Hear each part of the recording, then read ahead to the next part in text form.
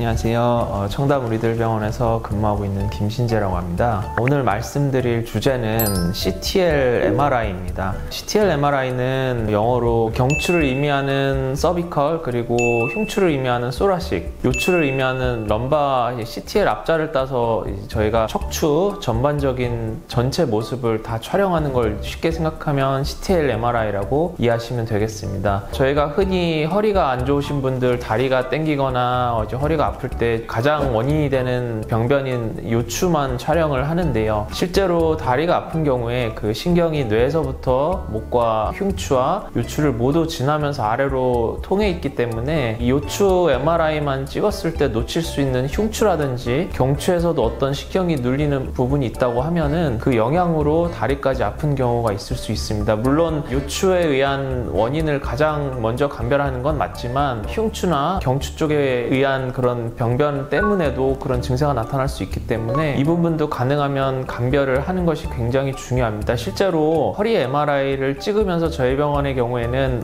흉추랑 경추까지 다 시상면을 관찰할 수 있는 CTL MRI를 같이 촬영을 하는데요. 요추만 이상이 있는 분보다는 실제로 경추도 같이 퇴행이 진행됐거나 아니면 흉추도 퇴행이 진행이 돼서 다른 생각지도 못했던 병변이 발견되는 경우가 굉장히 많습니다. 이런 병변을 남겨둔다고 하면은 요추만 치료하는 경우에도 여전히 증세가 남아있고 이런 경우가 많아서 나중에 이제 흉추를 추가로 촬영을 하게 되고 그때서야 이제 진단되는 그런 경우들도 있습니다. 이 CTL MRI라는 검사는 초기에 원인을 처음부터 정확하게 감별하기 위해서 굉장히 중요한 검사라고 할 수가 있습니다.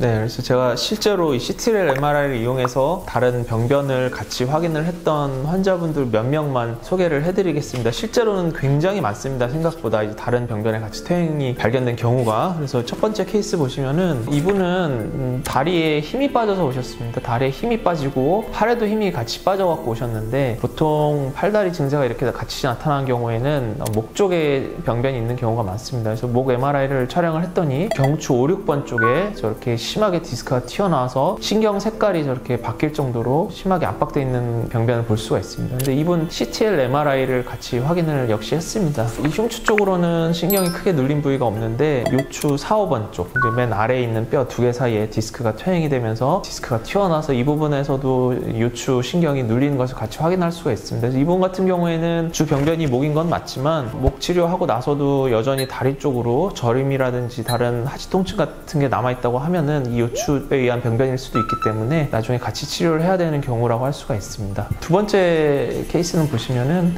이분도 역시 60대 여성이시고요. 요추 4, 5번에 협착증이 발견이 됐습니다. 신경이 앞뒤로 이렇게 쫄려 있는 걸 보실 수가 있는데요. 이분 CT MRI를 같이 촬영을 했습니다. 같이 촬영을 했더니 보시면은 일반적인 허리 MRI로는 잘 감별이 안 되는 흉추 위쪽, 흉추 3, 4번 쪽에 황색인대 골화증이 역시 발견이 됐습니다. 흉추 쪽에서 요추 쪽으로 신경이 내려가기 때문에 흉추 쪽에 이렇게 신경이 눌린 경우에 역시 하지 쪽으로 여러 가지 증세를 일으킬 수가 있는데 특히 황색인대 골화증에 의한 신경 압박의 경우에는 특징적으로 발바닥 쪽에 모래알을 밟는 것 같은 이상 증세라든가 까끌까끌한 느낌 아니면은 발바닥이 먹먹한 이런 느낌을 많이 호소를 하십니다. 그래서 이 부분까지 치료를 같이 해서 환자 증세가 많이 좋아졌던 케이스입니다. 보통은 저희가 허리 증세가 있건 허리 병변이 의심되거나 경추 병변이 의심되거나 할 때 그 부위를 찍는 게 맞습니다. 왜냐하면 저희가 MRI를 볼 때 시상면이라 그래서 방금 보여드린 그런 옆으로 자른 이미지를 통해서만 진단하는 것이 아니라 횡단면 이미지를 같이 봐야지 이제 정확히 진단을 할 수가 있는데요.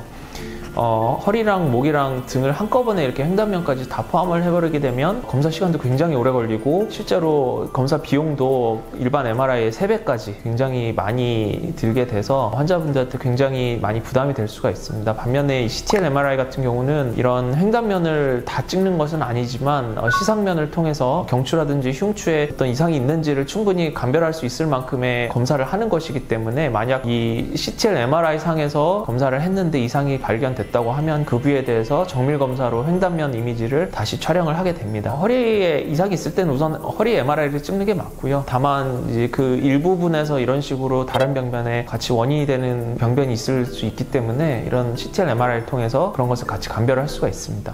그래서 이 CTL 검사는 저희가 허리만 찍고 목만 찍고 이럴 경우에는 척추 전반적인 상태를 파악할 수 없고 다른 부위에 혹시나 있을지 모르는 병변을 감별을 할 수가 없기 때문에 이런 것을 놓치지 않기 위해서 저희가 촬영하는 것이 바로 CTL 검사라고 이해하시면 됩니다. 다른 척추에도 이상이 생기는 경우가 꽤 많이 있습니다. 왜냐하면 저희 목이랑 등이랑 허리는 다 균형을 이루면서 이 모양이 갖춰져 있어야 되는데 어디 한 군데가 안 좋게 되면은 이제 다른 척추 부위까지 영향을 분명히 주기 때문에 허리가 오랫동안 안 좋으신 분들은 목 검사하면은 퇴행이 굉장히 심한 경우가 굉장히 흔하고요. 이런 경우에는 분명히 이제 척추 전반적인 병변을 확인할 필요가 있습니다. 그래서 CTL 검사가 이런 환자들의 오진율을 낮추고 정확하게 진단을 하고 정확하게 치료를 하는 데 있어서 굉장히 중요한 검사라고 할 수가 있습니다. 우리들 병원에서 많이 하고 있는 이 CTL 검사를 통해서 척추에 다른 놓칠 수 있는 여러 병변들을 정확하게 좀 진단받고 잘 치료받으셨으면 좋겠습니다. 감사합니다.